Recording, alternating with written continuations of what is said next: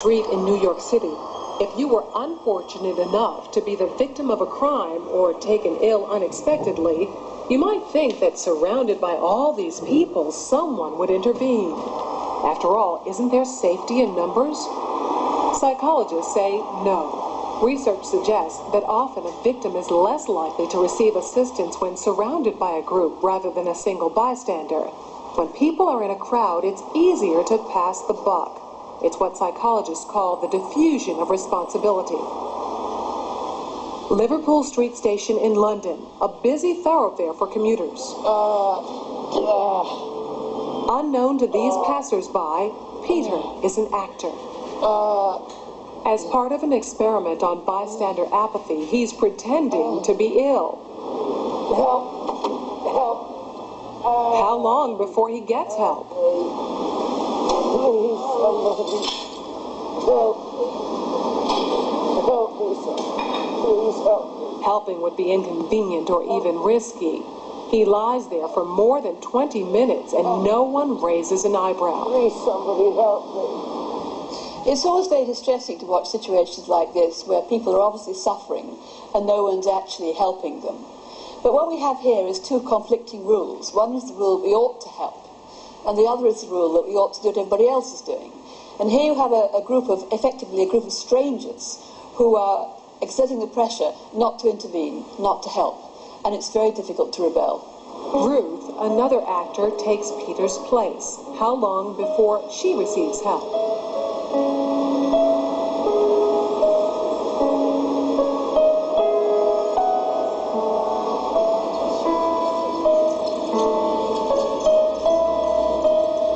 Four minutes later, and 34 people have passed without stopping. Well, people don't really want to know. They just haven't got the time. Well, they have got the time, they just don't want to get involved. Unwittingly, these strangers have silently formed a temporary group with a rule: don't get involved. They're afraid to stand out from the crowd and won't take action if no one else does. This woman has clearly spotted Ruth, but she conforms to the rule and does nothing. Watch what happens, though, when someone else helps. You alright?